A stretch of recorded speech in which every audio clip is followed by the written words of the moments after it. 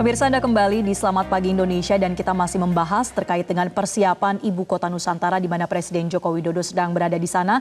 Saya langsung ke Pak Yusuf. Pak Yusuf, dari kegiatan hari pertama kemarin ya Pak Jokowi ini motoran menjajal jalan tol IKN, kemudian juga jembatan Pulau Balang yang juga baru diresmikan. Bagaimana reviewnya Pak? Karena ini kan infrastruktur jalan yang tentunya sangat penting untuk sebuah ibu kota. Review dari Presiden seperti apa? Ya, beliau pertama sangat antusias dengan hampir selesainya pembangunan jalan tol, termasuk bahkan telah selesainya dan diresmikan jembatan Pulau Balang yang memang merupakan akses utama menuju ke ibu kota Nusantara. Beliau juga bersama para influencer untuk merasakan langsung dengan menggunakan sepeda motor bagaimana bagusnya jalan tol tersebut, pemandangan yang begitu sangat indah dan menarik, merasakan langsung dengan menggunakan sepeda motor bersama para investor. Tentu ini ingin memberikan pengalaman dan memberikan rasa optimis yang besar bahwa akses jalan tol IKN ini akan segera selesai dan sangat mempercepat jalur dari Balikpapan menuju ke ibu kota Nusantara. Ini sangat benar-benar sangat memotong dari jalur agar menjadi lebih cepat Berapa menuju lama ke Pak ibu waktu kota yang kemudian Nusantara. terpotong bisa dipersingkat jadi berapa jam Pak akses ke IKN? Ini target kita kurang lebih hampir 1 jam ya dari Balikpapan ke IKN dengan akses tol baru. Mungkin harapan kita bisa di sekitar 50 menit begitu sehingga roda pergerakan dari Balikpapan ke IKN itu dapat sampai dengan secepat-cepatnya melalui akses tol IKN ini. Ini Mhm. jembatan Pulau Balang yang memang 100% sudah selesai, merupakan salah satu jembatan penghubung di antara akses tol IKN tersebut. Baik, nah ini kan salah satu infrastruktur fisik yang juga memang terlihat jelas ya bahwa sudah terbangun dan juga efektif untuk bisa mempersingkat waktu tempuh ke sana. Dan Pak Yayat, kalau berbicara soal adanya akses jalan ini sudah tersambung, apakah ini bisa semakin meningkatkan minat masyarakat hingga investor juga untuk ke IKN? Nah, yang menarik kalau kita membangun kota itu, IKN ini ada kota utamanya. Kota utamanya itu apa? Balikpapan. Jadi sebetulnya eksistensi IKN itu akan bersanding berat dengan Balikpapan sebagai hub utama. Karena bagaimanapun ibaratnya IKN yang baru lahir itu sangat di backup oleh fasilitas pelayanan yang ada di Balikpapan. Jadi dengan adanya jalan tol yang mendekatkan antara IKN dengan Balikpapan dengan durasi waktu kurang dari 1 jam, ini akan membangun sinergi satu kota utama dengan kota IKN yang baru tumbuh kembang. Nah, tapi yang menjadi permasalahan jangan sampai nanti IKN-nya nggak berkembang malah Balikpapannya yang padat.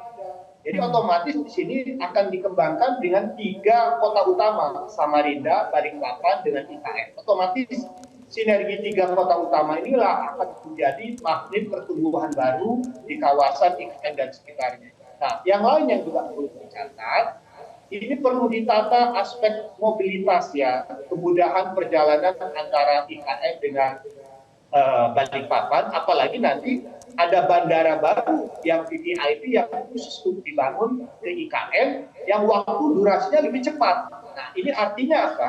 Kemudahan aksesibilitas keluar dari IKN dengan adanya bandara baru, ibaratnya dengan keterbatasan bandara nanti internasional yang ada di Balikpapan dengan semakin banyaknya durasi penerbangan ke wilayah IKN, itu otomatis akan memudahkan hubungan link antara IKN dengan kota-kota yang ada di luar Kalimantan Timur. Nah, yang perlu juga kita perhatikan di sini adalah bukan sekedar adanya fasilitas jalan, tapi juga keterhubungan ekonomi. Diharapkan dengan adanya perkembangan jaringan jalan yang bagus, itu orang yakin dan percaya bahwa di IKN itu tidak sulit, tidak macet, tidak panjang dari durasi waktu. Nah, disinilah yang harus dipercayakan bagaimana ekosistem pelayanan kota ini mampu memberikan garansi yang terbaik.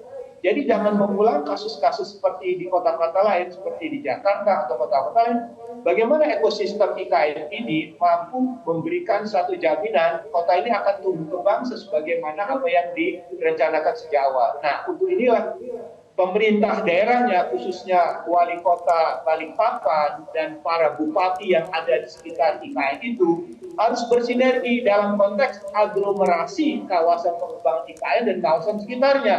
Jangan sampai nanti kalau IKN-nya tumbuh kembang, berkembang maju, sementara wilayah tetangganya kurang siap untuk mengantisipasi itu.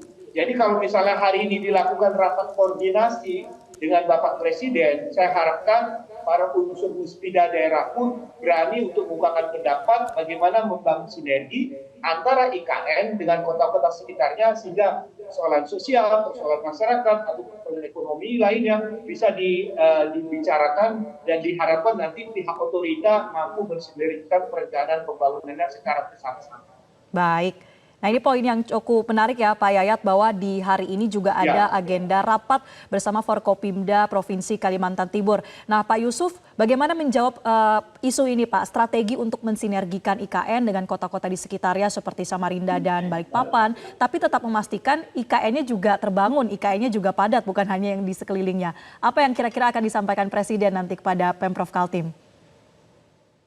Betul sekali, oleh karena itu Bapak Presiden ingin mendengar secara langsung dari pemerintah kota, provinsi, dan kabupaten agar ke depan ibu kota Nusantara atau ibu kota baru ini dengan daerah-daerah sekitarnya agar maju bersama, kemudian juga memberikan konektivitas yang lancar begitu, sehingga pembangunan ke depan akan merata mulai dari ibu kota Nusantara dan daerah-daerah penyangga lainnya seperti Balikpapan, Samarinda, Kabupaten Penajam, dan sebagainya. Tujuannya supaya tumbuh berkembang bersama dan dapat memberikan manfaat yang begitu luas dan besar kepada daerah-daerah penyangga di sekitar ibu kota negara atau ibu kota Nusantara. Itu mungkin itu salah satu yang akan dibahas oleh Bapak Presiden bersama Forkopimda. Baik. Nah, Pak Yusuf, selama Pak Jokowi berada di IKN, atau ini kan bukan pertama kali juga ya Pak Jokowi berada di sana, kira-kira bagaimana respon masyarakat lokal terutama ya? Apakah masih ada kemudian sejumlah kritik atau mungkin perlawanan begitu dari masyarakat sekitar terkait dengan pembangunan IKN? Bisa diceritakan respon masyarakat, Pak? Nah, sepanjang perjalanan kami kemarin, masyarakat begitu antusias menyambut Bapak Presiden ketika tiba di IKN maupun di sepanjang perjalanan dari Balikpapan menuju ke ibu kota Nusantara. Hal ini tentu saja sambutan yang baik dari yang diberikan oleh mereka, sehingga benar-benar ibu kota Nusantara ini dapat memberikan manfaat bukan hanya untuk secara kenegaraan begitu, tapi masyarakat lokal juga nantinya akan mendapatkan manfaat yang luas atas adanya ibu kota Nusantara di Kalimantan Timur ini. Tentu harapan kita bersama, kontribusi baik masyarakat, tokoh agama, tokoh adat, sama-sama menjemput masa depan di ibu kota Nusantara. Baik, terakhir saya ke Pak Yayat, ini terkait dengan kontribusi SDM juga yang tadi sempat Anda singgung sebagai modal IKN juga untuk bisa berkelanjutan ke depannya. Apa yang perlu diperhatikan oleh pemerintah selain infrastruktur fisik terkait dengan SDM ini yang perlu dikembangkan lagi untuk pembangunan IKN? Yang pertama, membangun kota itu sebetulnya membangun manusianya.